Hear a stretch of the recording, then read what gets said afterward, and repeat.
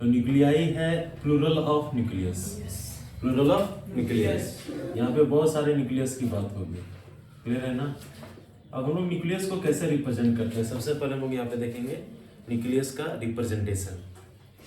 तो हम लोग किसी भी न्यूक्लियस के रिप्रेजेंट, किसी भी एलिमेंट के या किसी भी एटम के न्यूक्लियस को हम लोग रिप्रेजेंट करते हैं एक्स से। और एक्स के साथ या तुम लिखो जेड ए या लिख सकते हो एक्स जेड ए, दोनों सिंबॉलिक रिप्रेजेंटेशन है। जहाँ पे एक्स आपको रिप्रेजेंट कर रहा है किसी न्यूक्लियस को, समझ में आ रहा है ना। ये न्यूक्लियस हाइड्रोजन का हो सकता है, हीलियम का हो सकता है, लिथियम का, जितना भी तुमको दिख रहा है। यहाँ पे जो जेड है, जेड आपको रिप्रेजेंट करता है एटॉमिक नंबर को। इसको रिप्रेजेंट करता है एटॉमिक नंबर, और एटॉमिक नंबर इक्वल होता है नंबर ऑफ प्रोटॉन्स के, नंबर ऑफ प्रोटॉन्स के। Number of protons is equal to atomic number. और ए जो है ये रिप्रेजेंट कर रहा है तुम्हारा atomic mass number, atomic mass number. और ये जो एटॉमिक मास नंबर होता है वो होता है number of protons, number of protons plus number of neutrons, number of neutrons. तो देखो इसको हम लोग और किस तरीके से लिख सकते हैं। नंबर ऑफ प्रोटॉन्स को लेट अस रिप्रेजेंट एनपी। तो यहाँ पे एटॉमिक मास नंबर ए को मैं लिख सकता हूँ number of protons N into P plus number of neutrons को suppose N into small N में लिखा हूँ, N number P proton N number proton neutron. तो देखो नंबर ऑफ प्रोटॉन किसके इक्वल है, जेड के। तो ए इज इक्वल टू जाएगा Z plus number of neutron. तो यहाँ से हम लोग नंबर ऑफ न्यूट्रॉन निकाल सकते हैं। नंबर ऑफ न्यूट्रॉन हो जाएगा ए माइनस जेड, ए माइनस जेड किसी भी न्यूक्लियस में, समझ में आ रहा है ना। तो अगर एक सिंपल सा हम लोग न्यूक्लियस में एग्जांपल के लिए, चलो मैं ये एग्जांपल लेता हूँ। यूरेनियम का एक मैंने आइसोटोप लिया, ये यूरेनियम का न्यूक्लियस है 92 और यहाँ पे मैं लिख रहा हूँ सपोज 235। तो यहाँ से सबसे पहले क्या है, अगर इसको तुम इस सिंबल के साथ रिप्रेजेंट करो, कंपेयर करो, तो Z इज इक्वल टू इसका कितना हो गया 92। इसका मतलब इस यूरेनियम में नंबर ऑफ प्रोटॉन कितना है 92। एटॉमिक मास नंबर कितना बता रहा है 235। तो नंबर ऑफ न्यूट्रॉन कितना होता है a माइनस जेड। ऊपर वाले को नीचे वाले के साथ क्या कर दो, तो नीचे वाले को ऊपर वाले के साथ सब्ट्रैक्ट कर दो। 235 माइनस 92, यहाँ पे नंबर ऑफ क्या बताएगा न्यूट्रॉन। तो ये वाले यूरेनियम न्यूक्लियस के लिए नंबर ऑफ प्रोटॉन हो गया 92 और नंबर ऑफ न्यूट्रॉन हो जाएगा, ये आपका ए रिप्रेजेंट कर रहा है ये जेड, ए माइनस जेड, ये आपका जाएगा 235 माइनस 92। सब्ट्रैक्ट करोगे 5 माइनस 2 3, 13 माइनस 9 4, 143। कितना है 143। ये नंबर ऑफ न्यूट्रॉन है, क्लियर है ना। हाँ या ना, एकदम बेसिक है यहाँ पे। अब देखो न्यूक्लियस के कंस्टिट्यूएंट पार्टिकल्स क्या होते हैं। अभी हम लोग कुछ दिन पहले अभी हम लोग कंप्लीट किए ये एटम्स।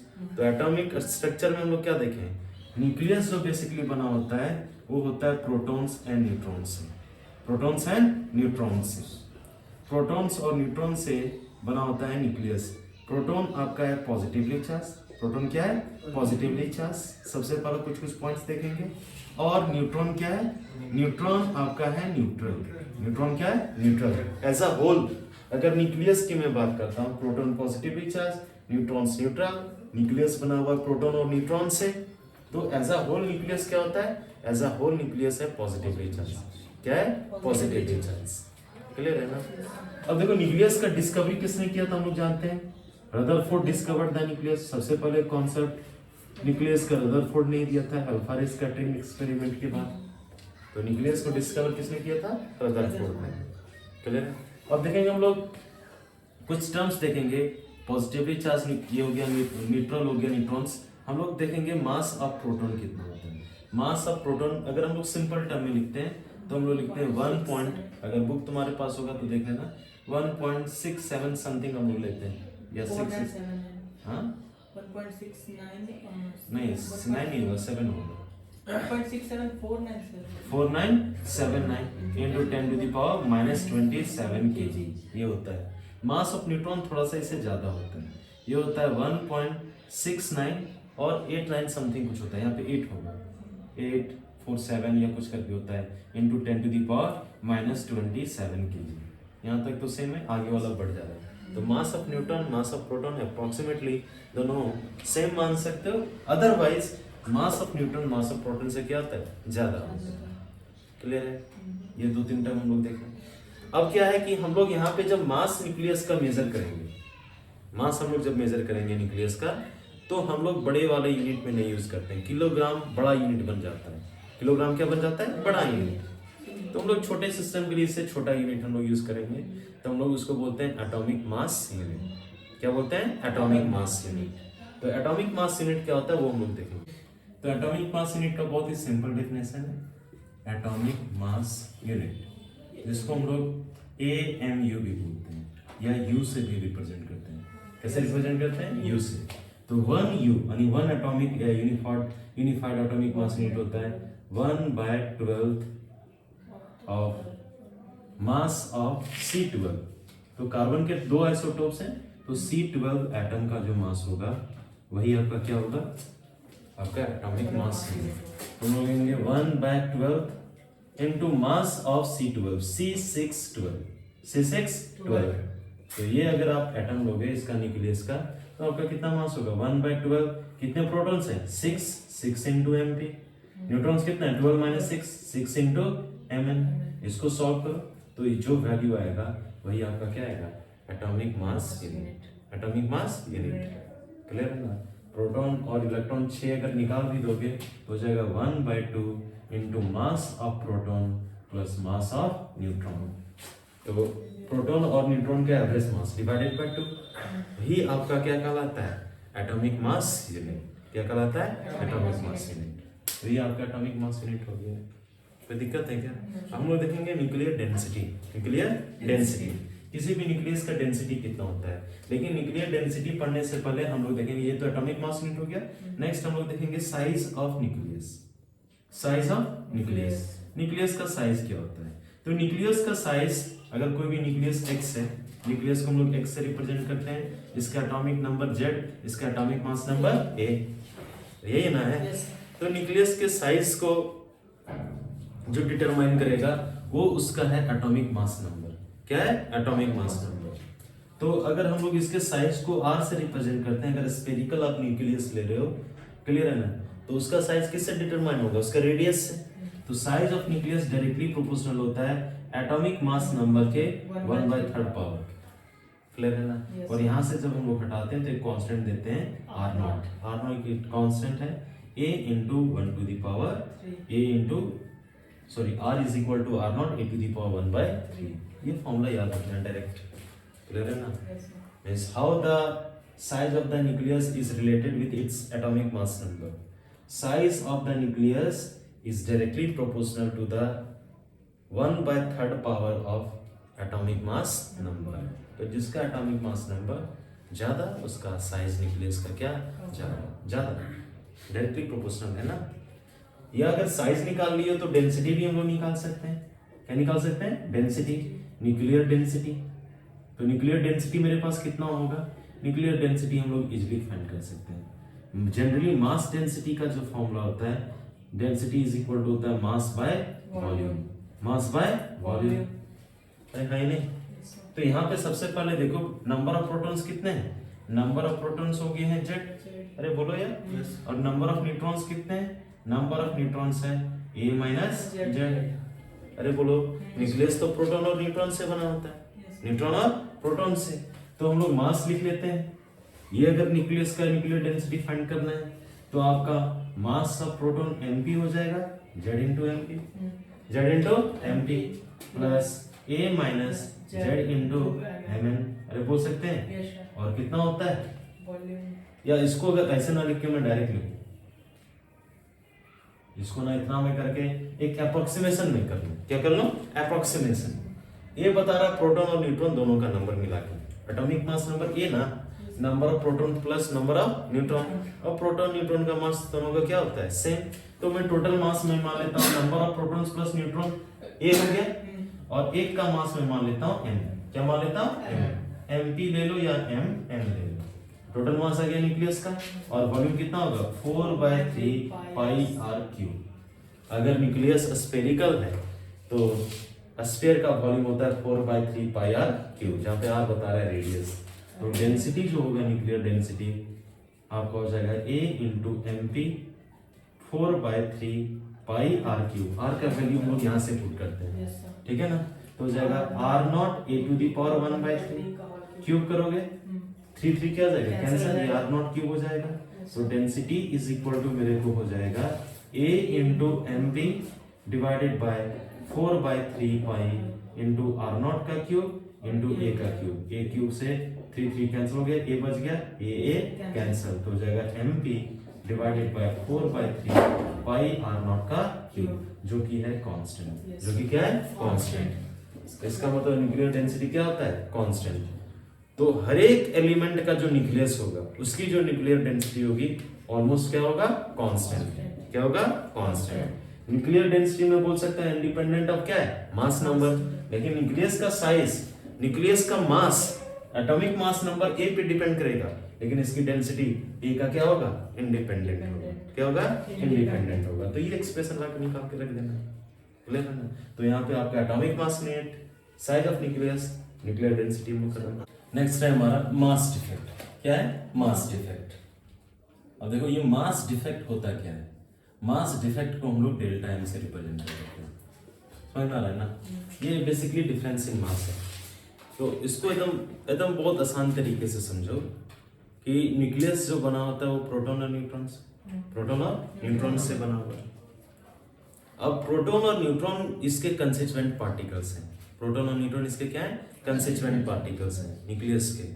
उनको न्यूक्लियॉन्स भी बोलते हैं। क्या बोलते हैं न्यूक्लियॉन्स।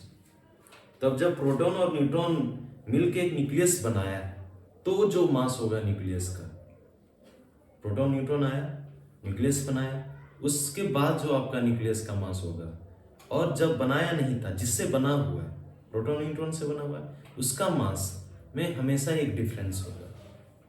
देखो अगर हम लोग एक न्यूक्लियस को रिप्रेजेंट करते हैं x into Z into A, sorry x Z A हम लोग बोलते हैं किसी भी न्यूक्लियस को।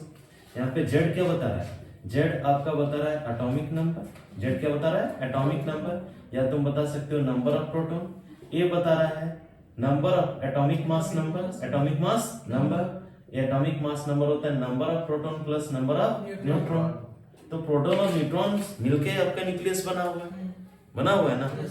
अब ये जो न्यूक्लियस का मास है वो मैं मान लेता हूं n, लेट कैपिटल N मैं मान लेता हूं इस न्यूक्लियस का मास ऑफ द न्यूक्लियस। अब इसके कंस्टिट्यूएंट पार्टिकल्स क्या है प्रोटॉन और न्यूट्रॉन।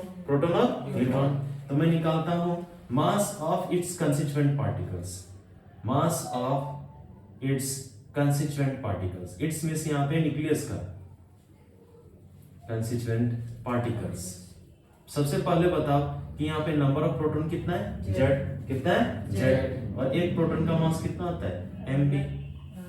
एक प्रोटॉन का मास को अगर हम लोग mp से रिप्रेजेंट कर रहे हैं तो जेड नंबर ऑफ प्रोटॉन है तो टोटल मास कितना हो जाएगा जेड इंटू mp। न्यूट्रॉन कितना होगा a माइनस जेड, तो नंबर ऑफ न्यूट्रॉन हो गया a माइनस जेड, और एक न्यूट्रॉन का मास कितना है mn। दोनों को जोड़ दोगे तो पूरे कंस्टिट्यूएंट पार्टिकल्स का कंबाइंड मास आ जाएगा।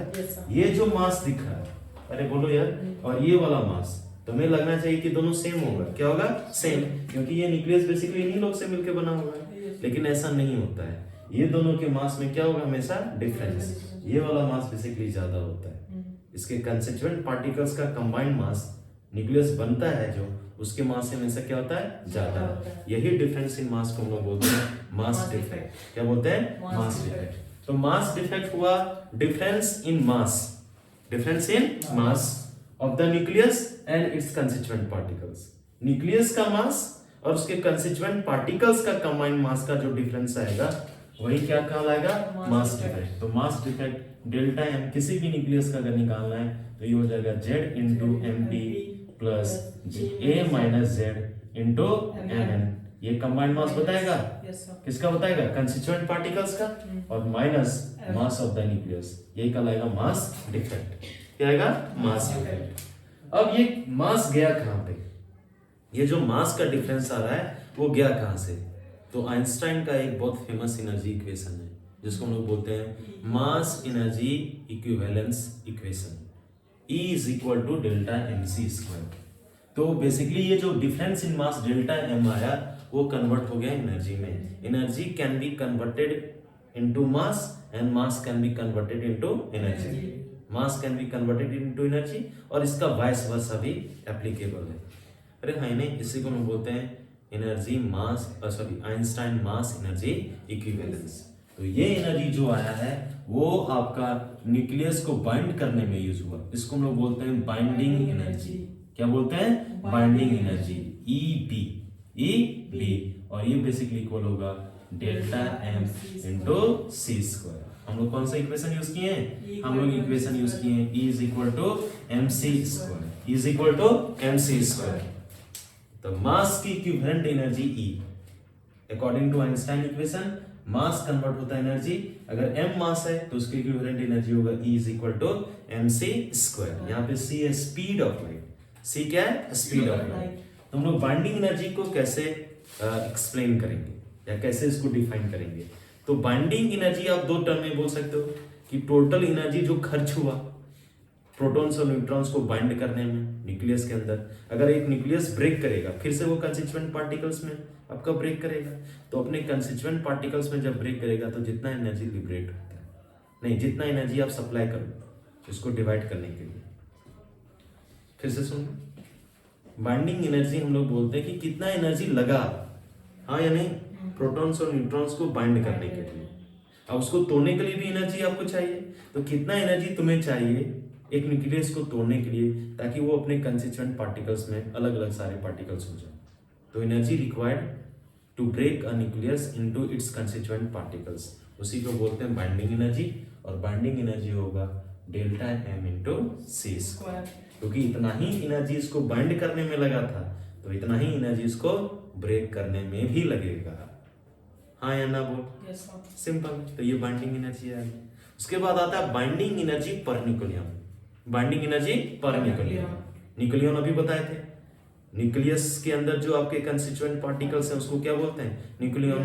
प्रोटॉन और न्यूट्रॉन मिला के, अरे है नहीं, तो बता देंगे कि एक एवरेज एनर्जी कितना खर्च हो रहा है पर न्यूक्लियन कितना है। जिसके पास ज्यादा है बाइंडिंग एनर्जी पर न्यूक्लियन, मैं बोलूंगा वो न्यूक्लियस उतना ही ज्यादा स्टेबल, अरे है नहीं, स्ट्रांगली वो आपका बाइंडेड है। तो हम लोग नेक्स्ट टर्म जो डिफाइन करते हैं वो है binding energy per nucleon. Binding energy per nucleon. तो binding energy per unit per nucleon यहाँ पे बोलते हैं atomic mass number. Atomic mass number, इसको हम लोग EBN से रिप्रेजेंट करते हैं। कैसे रिप्रेजेंट करते हैं? EBN। Binding energy per nucleon, ये आपका हो जाएगा binding energy divided by atomic mass number. Clear है? अरे बोलो यार। और इसका बहुत बड़ा सिग्निफिकेंस है क्योंकि यही बताएगा अगर पर न्यूक्लियन मान लेते हैं कि मेरे पास 10 आदमी है, क्या है? 10 आदमी, और मेरे पास 100 रुपीज है। कितना है? 100 रुपीज। और हमको अगर डिस्ट्रीब्यूट करना है तो 10 रुपीज आपका सबके पास डिस्ट्रीब्यूट होगा। अरे बोलो यार, कोई दिक्कत है क्या? लेकिन मैं मान लेता हूं कि मेरे पास एनर्जी है 200 या 200 रुपीज है। कितना है? 200 रुपीज। लेकिन आदमी का संख्या ज्यादा है 100, तो पर पर्सन कितना मिला? पर पर्सन कितना मिला? 2-2 रुपया ना। अरे बोलो यार।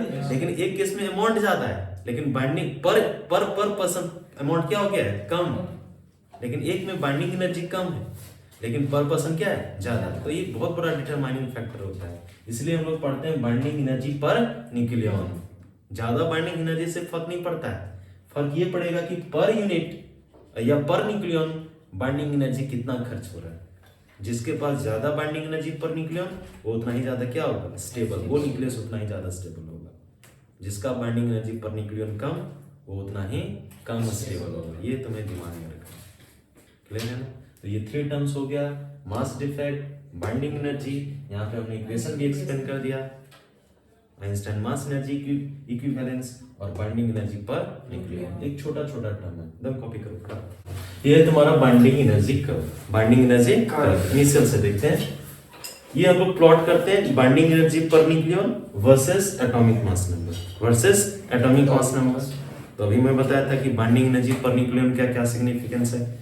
जिसका बाइंडिंग एनर्जी पर न्यूक्लियन ज्यादा वो ज़्यादा स्टेबल होगा। जिसका बाइंडिंग एनर्जी पर न्यूक्लियन कम, वो उतना ही कम स्टेबल होगा। तो वाई एक्सिस में हमने रखा binding energy per nucleon mega electron volt में। किसमें? मेगा इलेक्ट्रॉन वोल्ट में। और इधर आपका एटॉमिक मास नंबर है। क्लियर है ना? तो मैंने डिविजन्स ले लिया है, 0, 50, 100 कुछ डिवीजन, उसी तरह वाई एक्सिस में भी डिवीजन लिया है।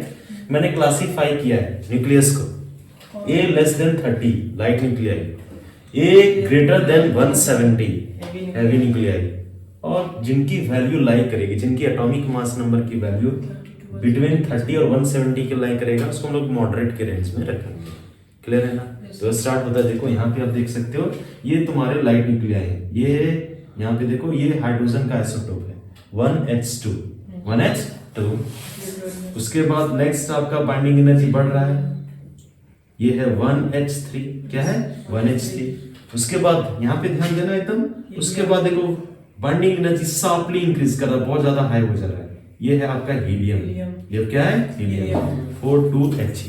उसके बाद बाइंडिंग एनर्जी कम हो रहा है, लिथियम।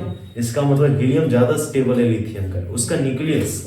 उसके बाद फिर से बाइंडिंग एनर्जी बढ़ रहा है, कार्बन ज्यादा स्टेबल है, फिर नाइट्रोजन का, फिर ऑक्सीजन का 2 isotope, oxygen 16, oxygen 18 less stable है। उसके बाद सल्फर। उसके बाद ये कब अपने पीक वैल्यू को ले रहा है, क्या ले रहा है? पीक वैल्यू, जो कि आयरन के लिए, इसके लिए आयरन 56 होता है इसका एटॉमिक नंबर। कितना होता है? एटॉमिक मास नंबर इसका 56 होता है। तो इसका वैल्यू तुम्हें याद रखना है, ये वैल्यू होता है 8.75 mega electron volt. Binding energy iron का सबसे ज्यादा होता है।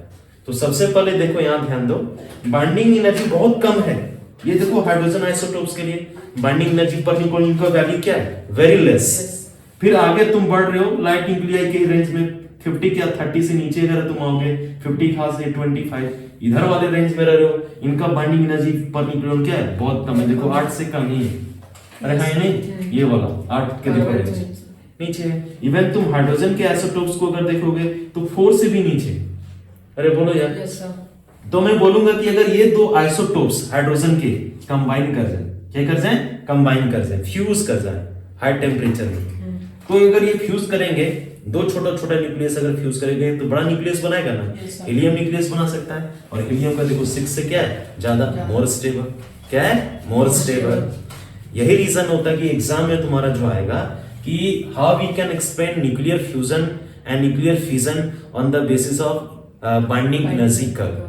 तो पहला पॉइंट तो इस बाइंडिंग एनर्जी कर्व से मुझे यही दिख रहा है कि जो आपके लाइट न्यूक्लियाई हैं, like the isotopes of hydrogen, their binding energy per nucleon is very less as compare to helium. So they will fuse और they will combine to produce a heavy nucleus like helium, which binding energy is more as compared to these isotopes, means helium is more stable। सब लोग stability की तरफ जाना चाहता है। फिर अगर इस रेंज में अगर आओगे, मॉडरेट रेंज में आओगे, यहाँ से देखो 50 से अगर ऊपर कर दें और अगर 150 भी हम लोग चल जाए, यहाँ तक देखो ऑलमोस्ट क्या चल रहा है, ये बराबर नहीं चल रहा है। उसके बाद फिर वापस साफली क्या कर रहा है? डिक्रीज। तो हैवी न्यूक्लियस 170 को क्रॉस करो, किसको करो?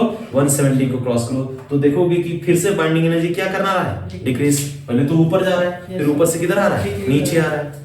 तो फिर से बाइंडिंग एनर्जी पर न्यूक्लियन क्या कर रहा है? डिक्रीज कर रहा है। इसका मतलब अगर यूरेनियम को तुम लो तो इसका binding energy as compare to this indium molybdenum कम है ना? अरे है ना यार? तो ये हैवी न्यूक्लियस का अगर और भी अगर हैवी बन जाएगा तो और भी डिक्रीज, आगे तरफ डिक्रीजिंग जा रहा है, तो इसके पहले इसको आना पड़ेगा। तो हैवी न्यूक्लियस क्या करता है? ब्रेक करता है। हैवी न्यूक्लियस क्या करता है? ब्रेक करता है। और जब ब्रेक करेगा तो उससे थोड़ा सा छोटा आएगा, छोटा आएगा तो इस मॉडरेट में आ जाएगा, जिसका बाइंडिंग एनर्जी पर न्यूक्लियन क्या है? ज्यादा है। इसलिए हैवी न्यूक्लियस क्या करता है? ब्रेक करता है। क्या करता है? ब्रेक करता है। तो heavy nucleus will break into 2 light nuclei which will be more stable as compare to this, जिसको हम लोग न्यूक्लियर फिजन भी बोलते हैं। क्या बोलते हैं? फिजन। तो nuclear fusion and fusion can be explained on the basis of this binding energy curve. So अगर कोई पूछे कि what are the 3 basic features, ये बाइंडिंग एनर्जी कर्व के 3 बेसिक फीचर्स क्या हैं, तो सबसे पहले मैं बोलूंगा कि लाइट न्यूक्लियाई के लिए बाइंडिंग एनर्जी पर न्यूक्लियन भी कम है। उसके बगल अड़ोसी पड़ोसी के, अरे जैसे हीलियम का अड़ोसी पड़ोसी कौन है यहाँ पे? हाइड्रोजन है। तो इसका बाइंडिंग एनर्जी कम, और हैवी न्यूक्लियस भी अगर हम लोग जाए आगे तो बाइंडिंग एनर्जी भी क्या है? कम। तो हैवी न्यूक्लियस ब्रेक करेगा, क्या करेगा? ब्रेक करेगा तो बाइंडिंग एनर्जी बढ़ेगा। हाँ। और यहाँ पे लाइट न्यूक्लियर कंबाइन करेगा तब इसका बाइंडिंग एनर्जी क्या करेगा? बढ़ेगा। इंक्रीज करेगा। तो न्यूक्लियर फ्यूजन ये हो गया, इधर आपका क्या होगा? Nuclear fusion. और मैक्सिमम बाइंडिंग एनर्जी किसका होता है? आयरन का 8.75 इलेक्ट्रॉन मेगा इलेक्ट्रॉन।